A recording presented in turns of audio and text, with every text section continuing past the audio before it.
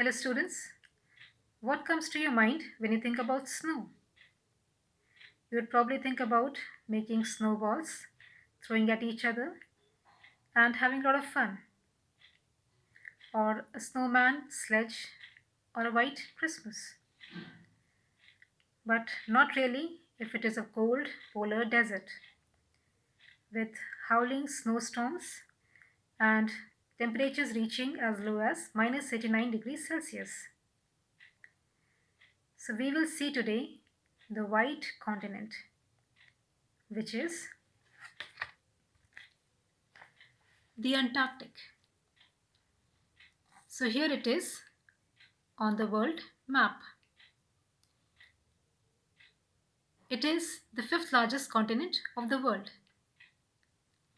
If we talk about its location and extent, it is the southernmost continent of the world, which contains the South Pole. It is entirely in the southern hemisphere in the Antarctic region, almost entirely south of the Antarctic Circle, which is 66.5 degrees south latitudes, and it is surrounded by the Southern Ocean, previously also known as Antarctic Ocean. So I hope now it's clear location and extent of Antarctic. Now we shall talk about the discovery of Antarctic, which is quite interesting. Now in the first or second century, geographers did not have resources like us, like the aerial photographs or satellite pictures we have today. So they mapped the world with whatever resources they had. So there were earlier Western hypothetical theories of existence of an unknown land in the far south named as Terra Australis. Hypothetical theory is that which is supposed, which is not based on facts. So such an unknown land was believed to be existing.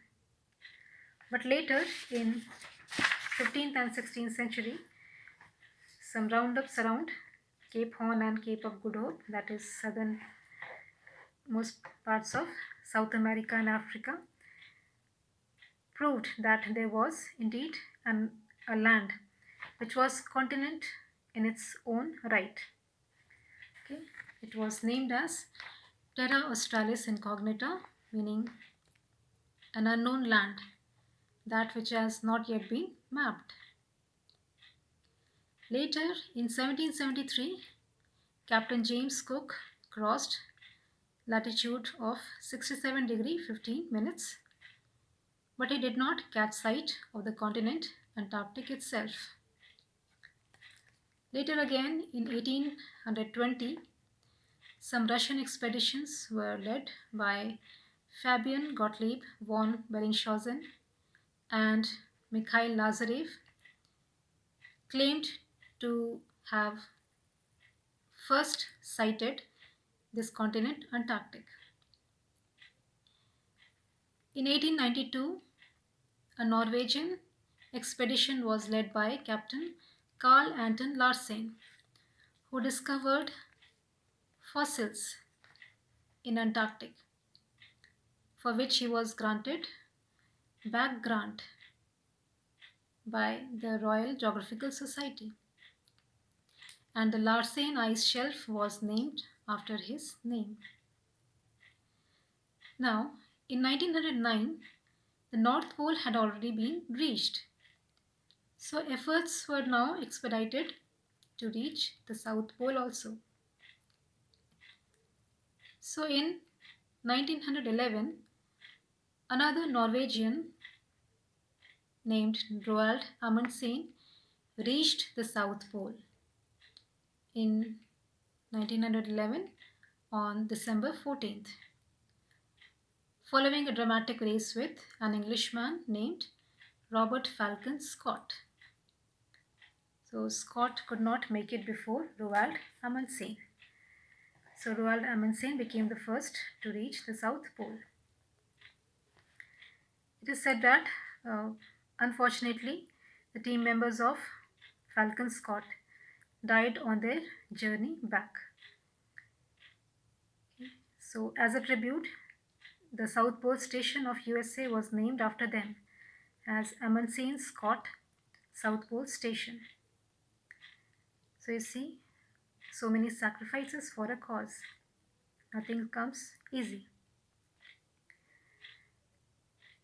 Now, as we have seen, Antarctica is a white continent. It is um, in the southernmost part of the earth, where sunlight is very less, climate is very severe, and Antarctic is, as it is free from human interference because it is quite inaccessible. It Any changes here, climatic changes here, can be easily deciphered here than anywhere else on the world. So it is considered as a barometer for the world climate change. So in 1959, 12 countries of the world signed a treaty named as the Antarctic Treaty. Its special features were, firstly, it prohibited any military activity in Antarctic. Like, it does not allow any country to have claim over Antarctic. Secondly, it prohibits mining activities in Antarctic, though it is rich in minerals like fossil fuels, coal, petroleum, natural oil, or even precious stones. Thirdly, it prohibits nuclear explosions and nuclear waste disposal.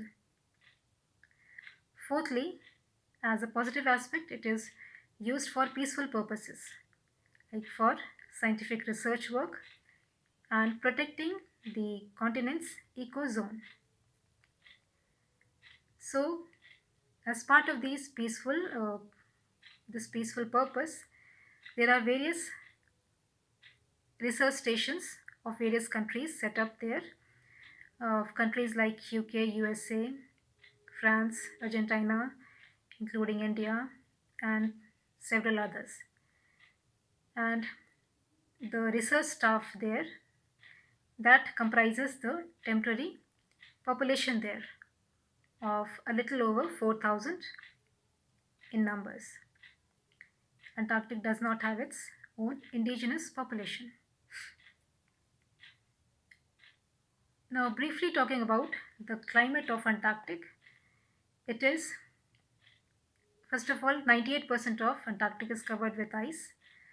So, it is also called as a white continent. There are thick ice sheets. The permanently frozen ground is known as permafrost. The precipitation is quite very low there, of 200 millimeters. That is why it is a dry area, a desert area. Temperature, we have discussed, may go as low as minus 89 degrees Celsius. Alright. It contains 90% of the world's total ice. Now, let's see the boundaries of this continent, Antarctic.